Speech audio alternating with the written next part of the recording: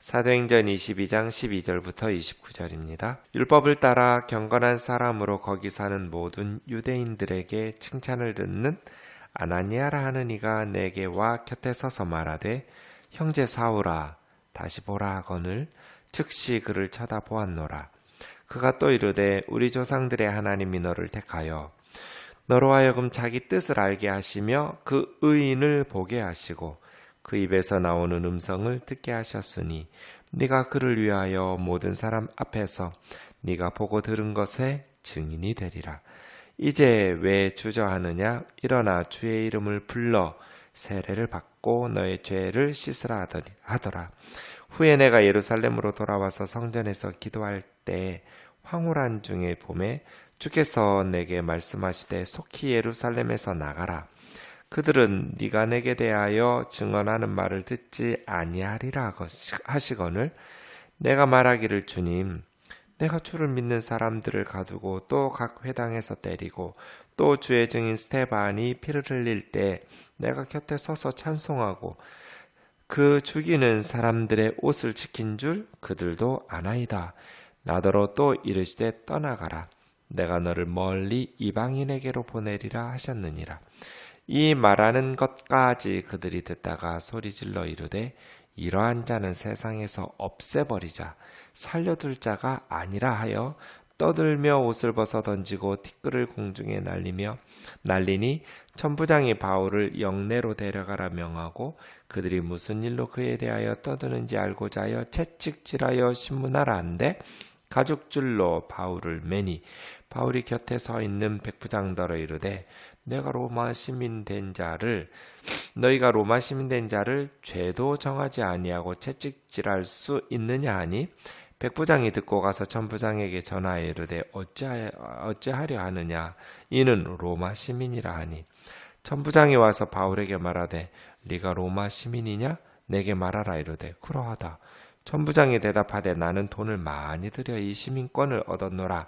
바울이 이르되 나는 나면서부터라 하니 신문하려던 사람들이 곧 그에게서 물러가고 천부장도 그가 로마 시민인 줄 알고 또 그 결박한 것 때문에 두려워하니라. 아멘. 어제 우리가 바울이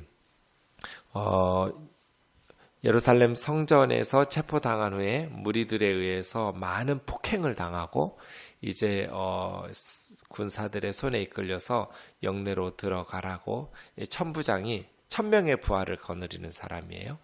천부장이 멸할 때 내가 저 사람들에게 말 좀 해도 되냐고 해서 천부장으로부터 발언권을 얻어서 이브리 말로 자기를 쳤던 폭행했던 유대인들에게 간증하고 있습니다. 그래서 자신이 억울하다. 사실은 드로비모라는 에베소 사람 이방인을 바울이 데리고 들어간 게 아니거든요. 예루살렘 성전에. 예루살렘 성전에는 이방인의 뜰이 있고 여인의 뜰이 있고 유대인의 뜰이 따로 있거든요. 이방인들은 거기까지만. 그래서 사실은 예수님께서 성전에 들어가셔서 막 상을 환전하는 상을 엎으시고 또 짐승들 이렇게 장사하는 들을 내쫓으시면서 내 아버지 집은 만민이 기도하는 집, 아버지의 집에서 장사하지 말라 강도의 소굴로 만들어버린 예루살렘 성전에서 했던 그곳이 이방인의 뜰이에요. 그러니까 사실은 유대인들이 이방인들이 기도할 수 있는 그 이방인의 뜰에서 뭐 환전하고 짐승 팔고 이러다 보니 이방인들은 제대로 기도도 예배도 못 하겠죠. 물건 사고 팔고 뭐 돈 바꾸고 뭐 하고 하는 소란한 소음 때문에 만민이 기도해야 되는데 이방인의 뜰에서 그런 장사를 해버리니까 이방인들은 제대로 된 기도와 예배를 드릴 수 없었겠죠. 이방인들은 그런데 거기까지만 들어갈 수 있어요. 더 안으로 들어가서 유대인들처럼 조용한 곳에서 예배하거나 기도하거나 이럴 수가 없었어요. 그런데 드로비모라는 이방인이 이방인의 뜰을 벗어나서 더 안쪽으로 유대인들만 들어와야 되는 곳으로 이것은 굉장히 유대인들로서는 모독적인 제가 우즈베키스탄에 갔을 때 이슬람 서원에 갔더니 러시아 말로 뭐라고 써 있어서 물어봐서 이 팻말이 뭐냐 그랬더니 이방인들은 여기까지만 들어오는 그런 경고성 팻말이었어요. 그래서 제가 선교사님한테 난 어차피 러시아어를 읽을 줄 모르니까 모르고 들어갔다고 하고 내가 선교사님 일행이라고 생각 안 하고 그냥 들어가서 그 안쪽이 어떻게 생겼는지 좀 궁금하니까 좀 들어가 봐도 되냐 그랬더니 절대로 안 된다고. 그러면 성전을 모욕당했다고 해서 굉장히 중요한 문제라고. 유대인들의 입장에서 이방인이 성전 유대인의 뜰로 들어왔다는 것은 굉장히 성전을 모독하고 더럽혀졌다라고 생각해서 큰 사건이 돼버리는 것이죠. 바울 곁에 드로비모라는 크리스찬이 있으니까 바울이 이방인 데리고, 왜냐하면 바울에 대해서 지금 유대인들의 의구심은 율법을 허물어뜨려서 유대교를 허물어뜨린다 이런 의구심이 있는 거잖아요. 그러니까 이 성전을 무시하면서 바울이 이방인을 데리고 와서 모독했다라고 생각해서 달려들어서 지금 폭행이 이루어진 거거든요. 바울은 드로비모를 내가 데리고 온 게 아니다. 이런 것들을 입증하면 되는데 그렇게 자기를 억울함을 호소해서 풀려날 생각을 하지 않고 복음을 전해요.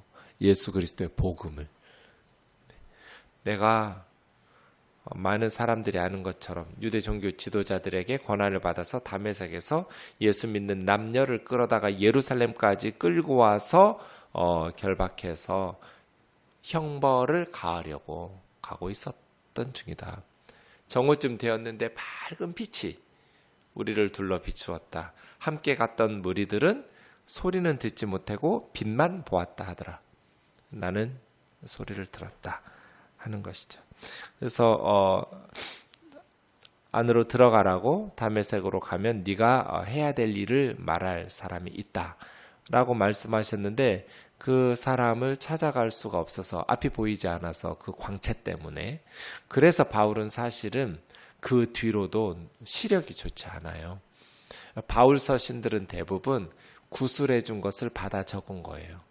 바울이 직접 눈이 좋았다면, 시력이 좋았다면 직접 편지를 썼겠지만 그렇게 편지를 쓸 만큼 시력이 좋지를 못했어요.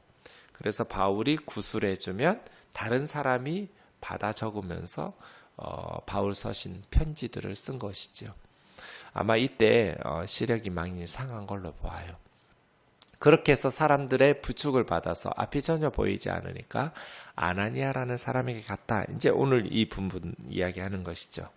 그런데 12절 보시면 율법을 따라 경건한 사람으로 거기 사는 모든 유대인에게 칭찬 듣는 아나니아.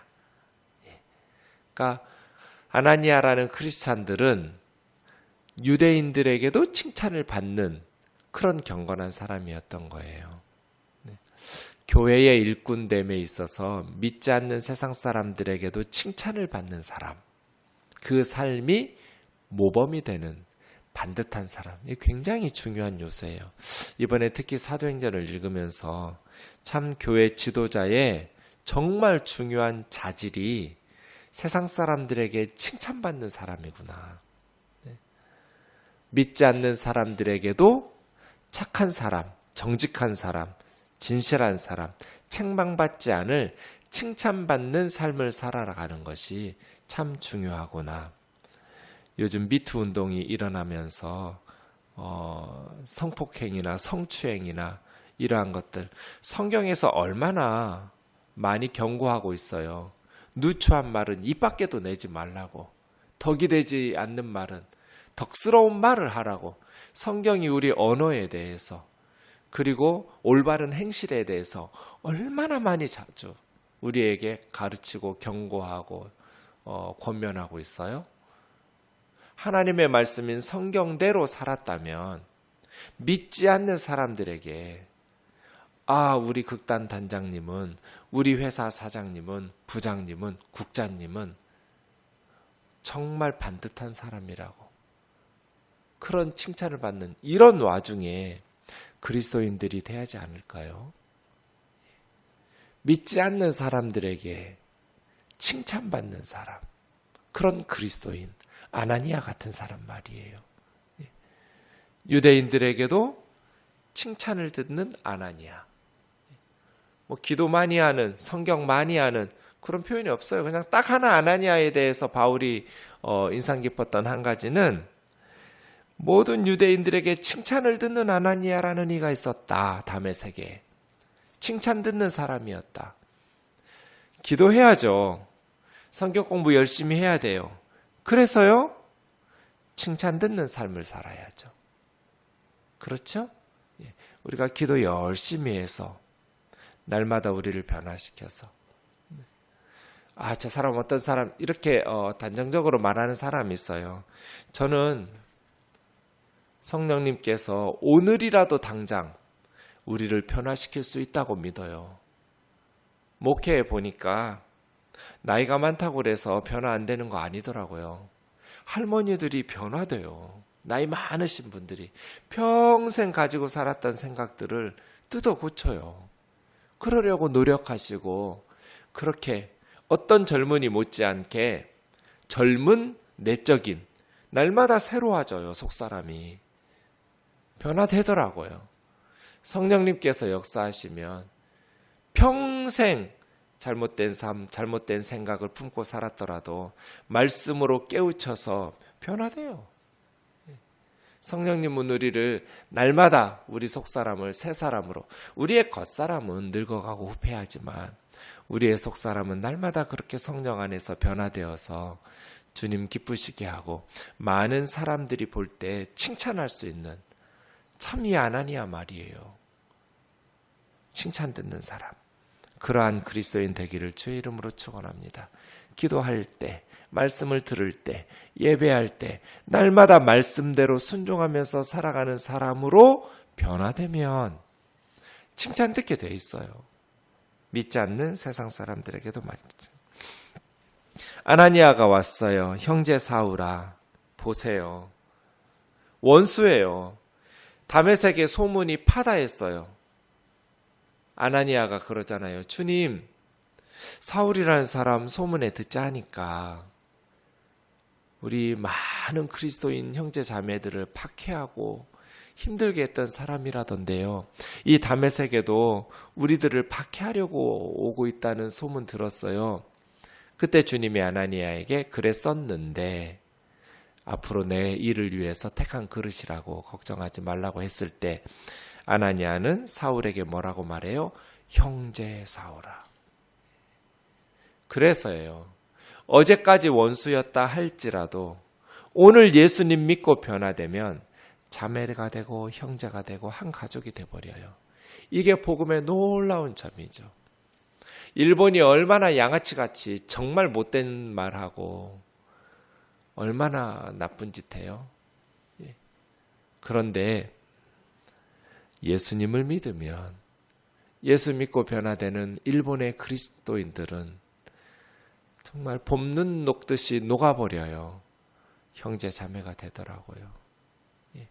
우리 시대에는 반공교육을 받았잖아요. 그래서 처음으로 공산권 국가에 선교 갔을 때 제가 걱정을 했어요.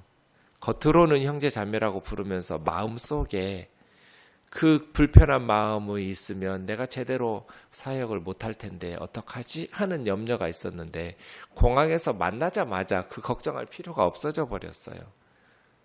오랫동안 수십 년 받았던 반공교육이 예수님 믿는다는 한 가지 사실 때문에 너무나 사랑스러워진 거예요. 그래서예요. 통일되고 나면 저 북녘의 동포들과 하나 되는 것, 진정한 하나됨, 저는 복음 안에 있는 그리스도인들에게는 어렵지 않을 거라고 봐요. 많은 우리와 다른 점들이 있겠지만 예수님을 믿는다는 한 가지 사실, 악하고 부도덕한 정권 지하 교회에서 그 정권 하에서 예수님을 믿고 있었다라는 한 가지 사실 때문에 우리는 눈물을 흘리면서 그들의 이야기를 들어주고 그들과 한 가족이 되어서 형제 사울아 했던 것처럼 형제 아무개야, 자매 아무개야 하면서 가족이 될 것 같아요. 영적 가족. 그래서 모든 세상의 갈등과 분열을 해소하고 하나 되는 가장 좋은 비결은 복음인 것 같아요. 예수님 안에서, 믿음 안에서 하나 되는 것. 네. 그래서예요. 우리가 정말 좋은 믿음이 생기면, 우리 자녀들이 정말 좋은 믿음이 생기면 형제 자매가 되는 것이죠. 형제 사울아, 원수 아니면 사울씨 이렇지 않았어요. 형제 사울아, 네가 예수님 만났으니 이제 너는 우리 형제라고. 다시 보라 하면서 보게 되었어요. 그 다음 14절 보세요. 아나니아의 말. 우리 조상들의 하나님이 너를 택하여 너로 하여금 자기 뜻을 알게 하시며 그 의인을 보게 하시고. 하나님의 뜻이 뭐예요?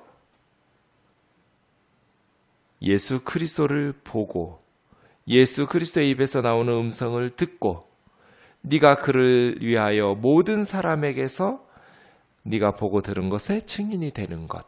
이게 하나님 뜻이죠. 우리를 향하신 하나님의 뜻도 마찬가지죠. 우리를 향하신 하나님의 뜻, 세상 모든 사람들을 향하신 하나님의 뜻은 뭐예요? 예수 그리스도를 보고 그의 음성을 듣고 모든 사람 앞에서 예수 그리스도의 증인되는 것. 아멘이지요? 예수 그리스도를 알게 되는 것. 복음을 깨닫게 되는 것. 그래서 예수 그리스도를 믿게 되는 것. 예수 그리스도의 음성을 듣고 예수 그리스도의 말씀을 깨닫고 믿지 않는 모든 사람들 앞에서 예수 그리스도의 증인이 되는 것. 이것이 우리를 향하신 하나님 뜻이에요. 예수님을 보는 것, 예수님의 음성을 듣는 것. 그래서 우리가 보고 들은 것을 세상 사람들에게 증언하는 것. 이것이 우리를 향하신 하나님의 뜻이에요. 바울을 향하신 하나님의 뜻, 그를 택하신 하나님의 뜻, 예수 그리스도를 보고 예수 그리스도의 음성을 듣고 그가 보고 들은 바를 모든 사람 앞에서 증언하는 것. 이것이 바울에게 향하신 하나님 뜻이었어요. 그럼 이제 뭐 해야 돼요? 왜 주저하느냐? 일어나 주의 이름을 불러 세례받고 너의 죄를 씻으라. 주의 이름을 부른다는 것은 예수님하고 부른다는 것이 아니라 누구든지 주의 이름을 부르는 자마다 구원을 얻으리라. 주님을 향해서 자신의 희망과 소망을 두고 부르는 거예요. 주님 구원해 주세요. 주님 나를 건져 주세요. 이 땅에 유일한 구원자가 주님밖에 없다라는 것을 고백하면서 부르는 거예요. 요엘 선지자가 말하듯이 주의 이름을 부르는 자마다 구원을 얻으리라. 주의 이름을 부르려면 어떻게 해야 돼요? 믿어야죠? 주님을 믿어야 돼요. 주님을 믿으려면 어떻게 해야 돼요? 복음을 들어야죠? 복음을 들으려면 어떻게 해야 돼요? 누군가 복음을 말해줘야죠? 복음을 말해주려면 어떻게 해야 돼요? 하나님의 보내심을 받아야 돼요. 하나님이 보내시니 가서 복음을 전하고 복음을 말하니 듣고 믿고 믿으니 주님을 구원자로 부르게 되죠. 주의 이름을 부르는 자마다 구원을 얻게 될 거죠. 왜 주저하느냐? 예수님의 이름을 불러라. 예수님을 나의 주, 나의 하나님, 나의 구원자라고 부르라는 거예요. 그렇게 믿고 죄 씻음 받아 세례 받으라. 그래서 아나니아가 세례를 베풀었어요. 사도 바울에게. 그리고 나서 바울은 뒤돌아보지 않았어요. 이 하나님의 뜻, 바울이 그 찬송은 몰랐겠지만 바울은 그런 삶을 살았어요. 주님 뜻대로 살기로 했네. 주님 뜻대로 살기로 했네. 주님 뜻대로 살기로 했네. 뒤돌아서지 않겠네. 바울을 향하신 주의 뜻이 뭐였어요? 주의 이름을 보고 주님의 음성을 듣고 그가 보고 들은 것을 모든 사람 앞에서 증언하는 것. 이것이 주의 뜻이었어요. 뒤돌아서지 않았어요. 주님 말씀처럼 쟁기를 손에 잡고 뒤돌아보는 자는 내게 합당치 않다. 쟁기를 잡고 앞을 봐야 돼요. 좌우도 보면 안 돼요. 뒤돌아보면 삐뚤빼뚤해져요. 제대로 쟁기질을 할 수가 없어요. 주님께 부르심 받은 사역자들은 뒤돌아보면 안 돼요. 뒤돌아본다는 건 뭐예요? 과거에 바울 같은 사람은 박해가 있으니 뒤돌아가면 박해가 금방 끝나겠죠. 뒤돌아볼 일 참 많았을 텐데 바울은 나는 뒤돌아보지 않는다고. 배설물처럼, 고상하게 배설물이라고 했지만 대변이에요. 대변. 내 모든 과거의 영광과 업적들은 다 대변처럼, 똥처럼 여기고, 혹은 자기가 이루었던 업적들 뒤돌아보지 않고 표대를 향해서 앞을 보고 달려가느라. 뒤돌아본다고 주님이 말씀하신 것은 계속해서 뒤돌아보는 거예요. 그냥 한 번 본 게 아니고요. 계속 미련이 남아가지고 반복적으로, 헬라어 원문을 보면 그렇게 되어 있어요. 계속 주의 일을 하면서도 뒤돌아보는 사람은 주님의 일을 제대로 할 수 없어서 주께 합당하지 않다. 바울, 주님의 뜻을 받은 다메섹 아나니아의 음성, 다메섹에서부터 뒤돌아보지 않았어요. 그냥 쟁기 잡고 앞만 보고 달려간 사람이에요. 천국 가는 그날까지 저와 여러분도 사도 바울처럼 우리에게 주신 주님의 뜻 붙들고 뒤돌아보지 않고 주님을 향해서 달려갈 수 있기를 주의 이름으로 축원합니다. 그렇게 살았어요. 그 후에 이제 내용이 바뀌어서 17절이요. 예루살렘으로 돌아와서 성전에서 기도할 때 환상을 보죠. 주의 음성 들었어요. 속히 예루살렘에서 나가라. 이렇게 나가라고 말씀하시는 이유가 두 가지였어요. 첫 번째, 유대인들이 너의 증언하는 말을 듣지 않을 거다. 그래서 바울이 반론을 제기했어요. 주님, 내가 주님 믿는 사람들을 가두고 회당에서 때리고 스데반 피 흘릴 때 곁에서 찬성하고 죽이는 사람들의 옷을 지킨 줄 유대인들도 다 알아요. 저의 과거에 그렇게 누구보다도 열심히 기독교를 박해했고 유대인들의 편에 서서 열심을 가지고 유대교를 따랐다라는 것을 다 아는데, 그런 내가 어떻게 변화됐는지 얘기하면 그 사람들이 내 말 믿겠죠. 라고 바울이 주님의 음성에 반론을 제기했는데, 주님이 두 번째 예루살렘을 떠나야 될 이유. 그러니까 참 우리 생각하고 다르죠. 그죠? 바울 생각에는 자기가 얼마나 기독교를 미워하고 증오하면서 박해했는지, 그러면서 자기가 지금 다메섹에서 겪었던 일 때문에 예수님이 살아계신다고 증언을 하면 예루살렘의 많은 유대인들이 믿을 줄로 생각한 거잖아요. 바울은. 그런데 주님은 네 말 안 믿을 거다. 참 인간이 어리석은 것이요. 옳은 말을 해서 믿고 안 믿고 안 믿는 거예요. 오히려 자기 진영 논리에 빠져가지고 이제 바울 죽이자 이렇게 되는 거예요. 저놈 죽이자. 바울의 말을 귀담아 들을 생각 없는 거죠. 옳은 말을 했냐 아니냐가 아니라 바울이 기독교로 넘어갔어? 그럼 그가 어떻게 해서 기독교인이 되었는지는 관심이 없어요. 우리 반대편에 섰으니 배신자, 죽이자 이렇게 되는 거예요. 옳은 말을 한다고 해서 세상 사람들이 믿는 것 아니더라고요. 자기 입장이 어디에 있고 어느 편에 서야 자기에게 유리한지를 따라가지고 진리를 거부하면서 거짓으로 스스로를 세뇌시키면서, 이게 이제 진영 논리잖아요. 내가 어느 진영에 속했느냐에 따라서 생각을 바꾸는 거예요. 그래서 주의해야 돼요. 우리는 진리니까 따르는 것 같지만 사실은 내가 어느 편에 소속되어 있어서 나에게 무엇이 유리한가를 따라서 사람들은 자기 스스로를 세뇌시키더라고요. 우리도 그러할 수 있다는 것을 주의하셔야 돼요. 바울 생각하고 그래 달랐어요. 두 번째 이유는 이방인들이 복음을 들어야 된다. 바울아, 예루살렘 떠나라. 너를 멀리 이방인에게 복음 전할 것이다. 그랬더니 듣고 있던 22절이요. 유대인들이 저런 놈은 세상에서 없애버려야 된다고, 살려두면 안 된다고. 참 이런 경고를 들으면 한 번 더 정말 우리가 버림당하는 거 아니야? 정말 우리 유대인들이 버림당하고 이방인들은 천국 가는데 우리 유대인들이 구원받지 못하는 경고 아니야? 라고 받아들임직도 한데 그렇게 받아들이지 않고 죽이자! 저런 놈은 살려두면 안 된다. 이렇게 달려들어서 옷을 벗어 던지고 티끌을 공중에 날리는 이건 견딜 수 없다라는 행동이잖아요. 신성모독으로 여긴 거예요. 감히 하나님의 이름으로 우리 유대인들을 버리고 이방 개들을 구원하고 무슨 말도 안 되는 하면서 득달같이 달라들어서 바울을 죽이려고 하니까 천부장이 바울을 영내로 안전하게 데리고 들어가라고, 무슨 일인지 알아보려고 채찍질해서 좀 신문하자. 채찍질은 이제 가죽에 묶어요. 움직이지 못하도록. 그렇게 묶으면서 가죽의 매듭에 말씀드린 것처럼 예전에 뼈 조각이나 쇠 조각을 넣어서 여러 가닥의 가죽으로 채찍을 쳐요.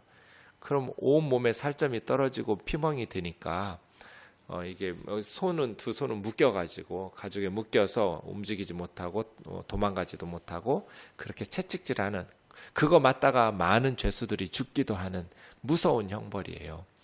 그렇게 해서 신문하라 하니까 바울이 나 로마 시민권자라고, 너희들이 공식 재판도 이루지 않고 정식으로 재판하지도 않고 나를 두드려 패겠다고? 그래서 백부장이 듣고 천부장에게 와서 로마 시민이라는데요. 천부장이 와서 묻는 거죠. 너 로마 시민이냐고. 나 로마 시민이라고. 나는 많은 돈을 들여서 시민권 샀는데 너 어떻게 로마 시민 됐냐고. 난 태어나면서부터 로마 시민이라고. 그래서 황제에게 재판받으러 로마로 가게 되는 것이죠. 기도하겠습니다. 살아계신 하나님 아버지, 이 바울의 고백, 어느 부분이 거짓이라고 할 수 있을까요? 어떤 사람이 스스로 거짓말을 해가면서 자신이 그동안 누리고 있던 엄청난 권리들을 다 포기하고 배설물로 여기면서 이렇게 가는 곳마다 도시에서 박해와 환난 그리고 분열의 원인자가 되는 그러한 삶을 자청할까요? 자비로우신 주님, 우리에게 사도 바울과 같은 복음의 증인들의 고백을 귀담아 들을 수 있도록 도와주셔서 믿음으로 말씀 안에 살아갈 수 있도록 도와주시옵소서. 자비하신 주님, 우리도 바울처럼 쟁기를 손에 든 자이오니 뒤돌아보지 않겠네. 주님만을 따르는, 주님 우리를 향하신 그 뜻을 이루는 복음 전도인의 삶을 잘 살아낼 수 있도록 도와주시옵소서. 예수님의 거룩하신 이름으로 기도하옵나이다. 아멘.